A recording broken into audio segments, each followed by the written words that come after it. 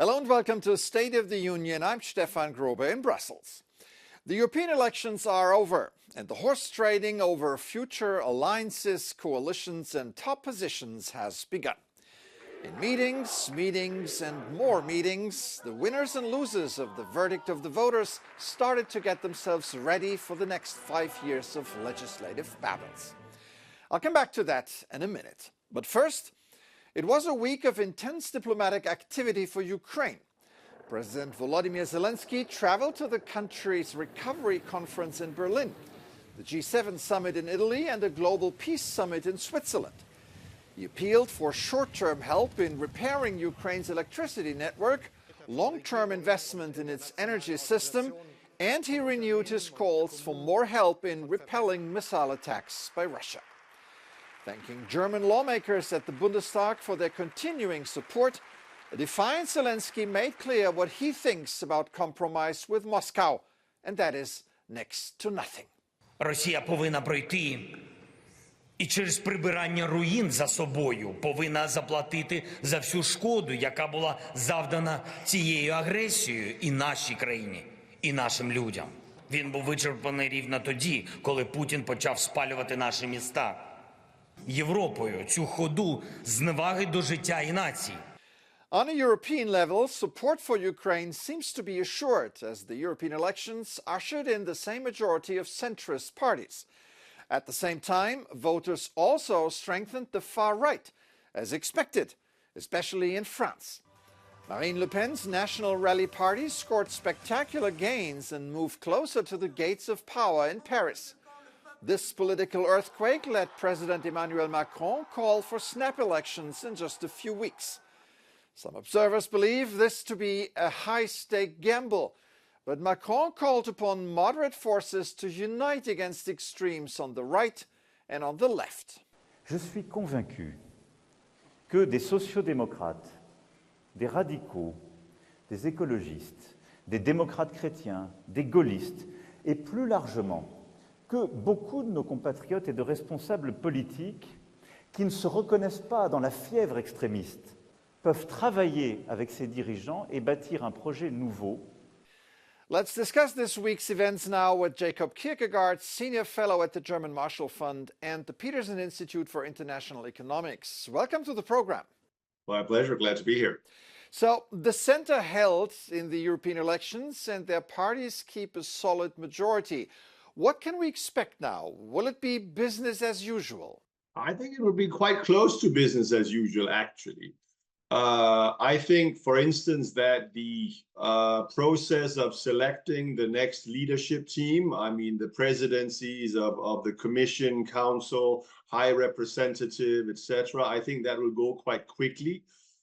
Clearly led by the reappointment, in my opinion, of Ursula von der Leyen as president of the Commission, buoyed by the fact that the EPP did well, the CDU did well in Germany. So while you wouldn't say that she has a strong democratic mandate behind her, but she nonetheless has better than any alternative candidate. Let's assume that you're right and that Parliament will re-elect Ursula von der Leyen as Commission President. Will she try to reach out to the far right, and what impact will that have on her political agenda? No, I don't think that will be her first strategy. She still has a majority based on the Liberals, center-right, center-left. On top of that, we should remember that the Green Party were among those that suffered significant losses in this election. What that means is that the Greens, who clearly will be fearful that Ursula von der Leyen in a new term will water down aspects of the Green Deal, well, they need to seek influence more than they did before because they are fewer in numbers. So if she needs to reach out, I would say the Greens would be a much better opportunity because it wouldn't really cost her very much, in my opinion, in terms of support from within her own party and others. The real shocker, of course, was Emmanuel Macron calling for snap elections in just a few weeks. What do you expect is going to happen there? Well, I mean, yes, the irony here is that the European election seems to have caused more waves at some national levels, first and foremost, of course, France. No, I mean, I think we're now in a period of acute uncertainty for France. The French parliamentary election system is a two-round system. That makes it very difficult to predict. It puts a premium on these party coalition agreements. And we're seeing those being struck and then unstruck. We saw the Republicans, or at least the leader of the Republicans, Eric Coty, trying to gang up with Le Pen. We saw similar moves for a new Front Populaire on the left, except that the winner, or the left-wing vote-getter in the European election, Glucksmann, said, "Without me." So it's very, very unclear what will happen. All right, Jacob Kierkegaard, Senior Fellow at the German Marshall Fund. Thanks for sharing your views with us today. My pleasure.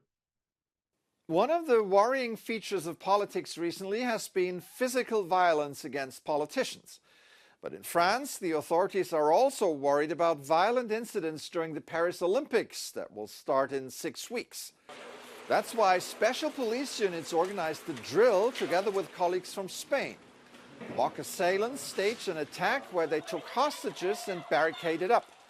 Police units activated protocols for handling such incidents during the surprise exercise aimed at enhancing response capabilities using dogs, robots, and special security groups. In the end, the hostage takers were overwhelmed and forcefully arrested. The message coming from the drill: don't mess with the police and with the French-Spanish cooperation. That's it for this edition. I'm Stefan Grobe. Thank you for watching. Have an excellent week.